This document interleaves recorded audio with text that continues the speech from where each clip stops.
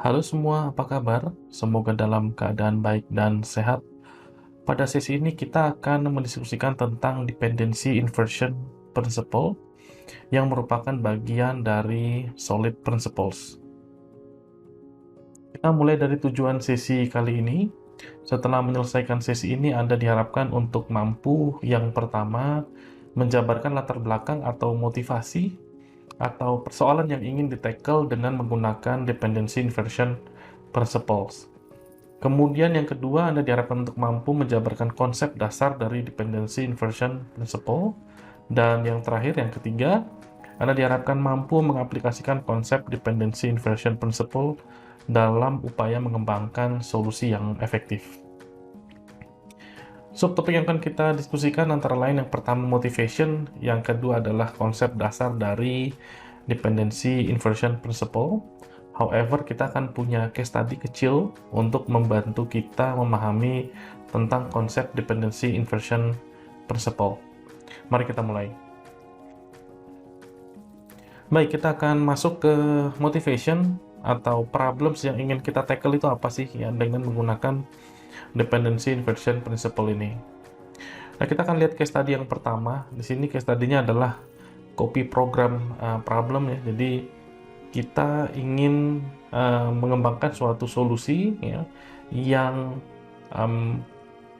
feature utama dari solusi ini adalah membaca dari suatu source, membaca teks gitu ya atau membaca string, kemudian menuliskan string tersebut atau apa yang barusan dibaca ke dalam suatu media ya. Medianya bisa macam-macam ya. Bisa saja ke file, bisa saja ke network dan lain sebagainya. Nah, tapi kita akan ambil contoh saja menulis ke berkas ya, ke file dan membaca dari keyboard yang gampang ya, dari standard input. Baik, solusi yang umum kita kembangkan untuk problem tadi yang simple ya. Solusi yang paling simpel adalah seperti ini bentuknya. Jadi kita punya dua buah components ya. Di bawah ini ada keyboard reader yang dia baca dari standard input, kemudian standard inputnya adalah keyboard. Kemudian kita punya file writer yang nulis ke berkas ya, ke suatu file. Kemudian kita punya sebuah copy program. Nah, di copy program ini tugasnya adalah mengorkestrasi ya. Jadi si copy program inilah yang melakukan orkestrasi proses ya. Jadi dia memerintahkan keyboard reader untuk membaca, kemudian hasil pembacaannya akan dikirimkan ke writer untuk ditulis ya ke suatu berkas tertentu. Nah, solusi ini sebenarnya efektif ya. Ini bisa berjalan dengan baik. Tapi di sana ada sebuah problem di mana si copy program ini sangat dependent, sangat tergantung pada kedua komponen ini. Jadi tergantung pada keyboard reader dan kepada file writer. Nah, sementara untuk readernya itu kan sebenarnya kalau kita bayangin ya tidak terbatas hanya standar input saja atau secara fisik bentuknya keyboard saja.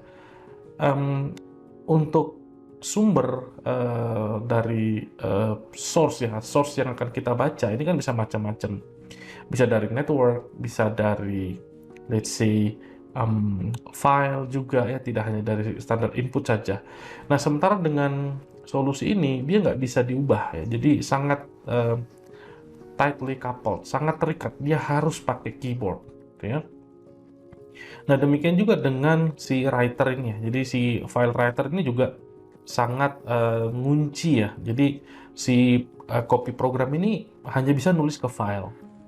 Sementara bisa saja menulis ke network, bisa saja mestinya ya bisa nulis ke network, bisa nulis ke mungkin printer ya, mungkin bisa dikirim ke proses yang lain ya, ke other proses. Jadi dengan solusi ini, meskipun dia efektif pada kasus yang sedang kita diskusikan, sebenarnya ini tidak reusable ya, jadi sangat terikat ya. Nah, karena sangat terikat, sangat dependent satu komponen dengan komponen yang lain, jadi tidak reusable. Ini jelek sekali sebenarnya ya. Tapi kalau memang hanya ditujukan untuk solving problems yang tadi ya sudah selesai, tidak ada masalah. Tapi ketika kita mau menggunakan komponen-komponen ini di tempat lain, itu menjadi problems, tidak bisa kita lakukan ya, karena mereka saling bergantung, ya, saling terikat ya, jadi tightly coupled. Oke, kita akan lihat case study yang kedua. Nah, kita lihat case study yang kedua di sini, ini adalah button lamp interaction. Jadi kita punya button gitu kayak stop kontak gitu ya. Kemudian kita punya lamp. Jadi lamp ini apa namanya, lampu ya, bukan lem kertas, bukan lampu. Jadi sebuah stop kontak itu kan berrelasi dengan sebuah lampu. Itu yang paling simpel ya, meskipun bisa saja beberapa stop kontak itu berrelasi dengan multiple lamps, tapi di sini kita ambil case yang sederhana. Jadi sebuah stop kontak berkorelasi dengan sebuah lamp ya. Jadi dia berhubungan ya. Jadi satu stop kontak, satu lamp itu kira-kira. Nah, stop kontak ini kan bisa on off ya, on off gitu ya. Dan si lampu corresponding lamp terhadap button ini, terhadap stop kontak ini tentu harus merepresentasikan perintah yang ada dari button ini. Jadi misalnya buttonnya on misalnya, ya harusnya lampunya juga on ya, hidup nyala gitu ya. Kalau buttonnya off ya tentu saja state dari lampunya juga harus representatif, harus off atau harus mati ya, padam gitu ya. Jadi relasinya seperti itu antara si button dengan si lamp.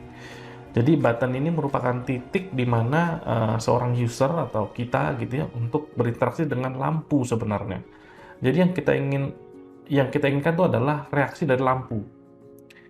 Nah, tapi untuk men-trigger reaksi dari lampu ini kita menggunakan yang namanya button atau menggunakan stop kontak. Jadi ini adalah point of interaction antara kita user dengan sebenarnya dengan lampu ya, tapi melalui button. Kurang lebih seperti itu ya. Jadi kemudian si button ini atau si stop kontak ini meneruskan interaksi antara kita dengan si button tersebut. Oh, user memerintahkan on ya. Jadi dia meneruskan informasi itu kepada si lampu. Kemudian lampu akan bereaksi ya. Jadi nyala dan sebaliknya ya. Jadi off kalau perintahnya memang off. Idenya simple sekali. Nah, kita akan lihat salah satu bentuk solusinya. Nah, di sini solusinya efektif ya. Jadi kita punya sebuah button ya, kelas button, dan kita punya sebuah kelas lamp. Simple sekali ya. Jadi di dalam sebuah button itu ada lamp. Simple, sederhana sekali. Nah, tapi di sini ada problems ya, di mana lagi-lagi si button ini tidak reusable. Kenapa? Karena button itu kan sebenarnya tidak hanya untuk lampu ya. Kita bisa gunakan button itu untuk macam-macam. Misalnya untuk ngidupin mesin, misalnya kalau endpoint-nya adalah mesin, atau misalnya untuk memutar kipas angin misalnya, itu bisa, dan lain sebagainya, macam-macam ya. Kita bisa berimajinasi apa saja gitu ya. Button ini bisa dipakai untuk apa saja. Nah, demikian juga dengan lampu ya. Kan button ini tadi endpoint-nya itu tidak hanya lampu ya, bisa macam-macam, bisa mesin, bisa kipas angin dan lain sebagainya. Buttonnya sendiri itu bentuknya bisa macam-macam, atau yang berperangai seperti button itu bisa macam-macam. Misalnya button itu bisa dalam bentuk touchless, jadi tidak disentuh. Jadi kita cuma ngasih aba-aba gini aja, artinya dia on. Kalau kita dua kali melambai, dia akan off. Jadi bisa macam-macam bentuk dari button ini ya. Bisa suhu misalnya kalau suhu suatu ruangan itu terlalu dingin, dia akan on, dia akan menghidupkan pemanas misalnya. Atau sebaliknya, jika suhu ruangan ini terlalu hangat ya, misalnya di atas 24 derajat, dia akan menghidupkan let's say kipas angin atau AC, kira-kira seperti itu. Jadi button ini pun bisa macam-macam bentuknya. Jadi di sini dengan solusi ini, meskipun ini efektif tapi kurang reusable ya. Problemsnya adalah kurang reusable. Oke, sekarang kita akan lihat dependency inversion principle, kenapa dia bisa solving problems ini.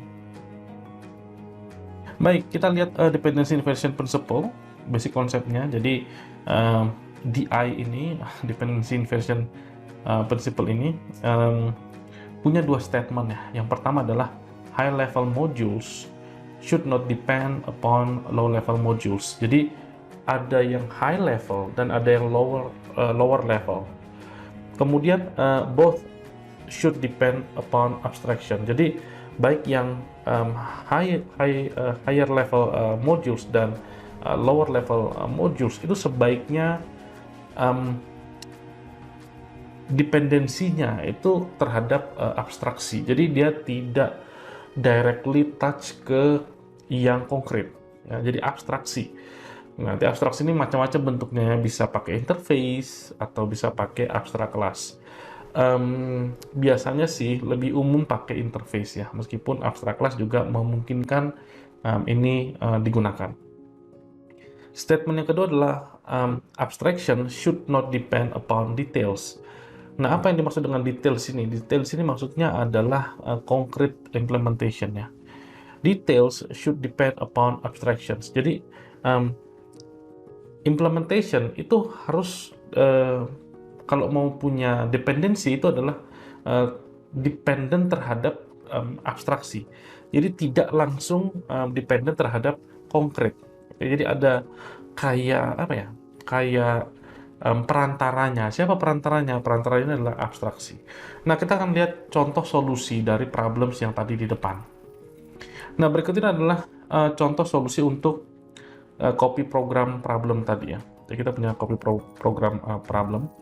Nah, di sini kita menggunakan interface instead of abstract class. Jadi si copy program itu tidak lagi depend tergantung kepada directly keyboard reader atau file reader dan file reader. Jadi tidak langsung dependent ke sana.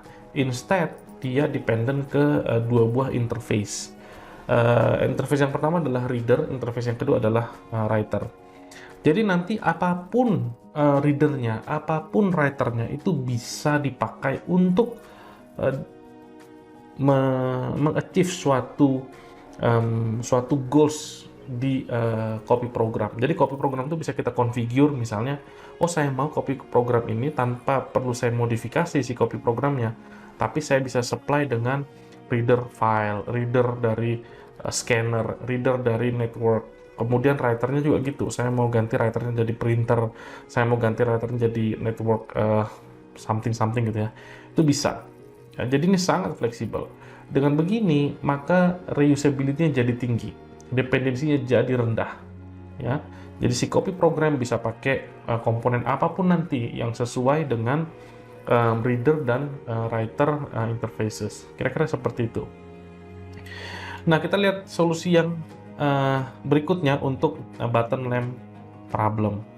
Jadi di sini kita menggunakan sebuah perantara, gitu ya. Nah, kita punya perantara di mana di sini kita buat si button ini tidak hanya bisa dipakai oleh lamp saja, tapi bisa dipakai ke benda-benda elektronik lainnya ya, yang tentu saja bisa state-nya itu kita kendalikan dengan apa namanya, karakteristik dari button ya. Button itu kan on off gitu ya. Jadi benda-benda yang bisa kita kontrol state-nya dengan karakteristiknya button. Nah, di sini kita buat namanya button client. Jadi siapa yang menggunakan atau siapa yang akan merepresentasikan benda-benda yang bisa dikendalikan dengan button kita sebut dengan button client. Nah, nanti lamp itu adalah bentuk realisasi dari button client ini. Demikian juga kalau kita punya let's say monitor ya, monitor atau TV itu display, itu juga bisa dikendalikan dengan button. Atau misalnya kita punya mesin ya, bisa juga pakai button.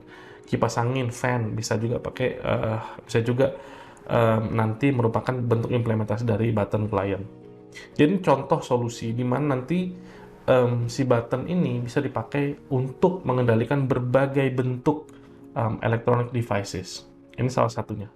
Nah, however di sini kita masih belum tackling problems ketika kita mau buttonnya itu bisa berbagai macam bentuk. Misalnya, oh dia pakai sign, pakai gerakan, misalnya dia deteksi gerakan, atau dia deteksi suhu, atau dia macam-macam ya. Jadi bentuk buttonnya bisa macam-macam. Nah, kita akan tackle hal tersebut di solusi yang berikutnya. Nah, di sini teman-teman perhatikan ya, kita lihat solusi yang kedua ya, ini further solution. Di sini si button itu kita create dalam bentuk interface. Kemudian bentuk implementasinya bisa macam-macam ya, bisa sensor berbasis temperature, kita bisa berbasis gesture, bisa berbasis let's say apa ya, light ya, jadi apa namanya, intensitas cahaya, macam-macam. Nah, dengan seperti ini maka solusi bisa kita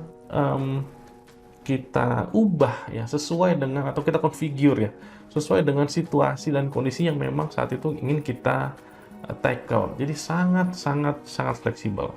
Nah, disinilah manfaat dari dependency inversion principle, di mana ketergantungan dari suatu komponen dengan komponen yang lain yang tadinya itu apa namanya, konkret dengan konkret, ini kita separate menjadi ada benda di tengahnya, yaitu si abstraksi. Abstraksi bisa macam-macam, bisa interface, bisa abstract class. Kalau di contoh-contoh ini kita menggunakan interface.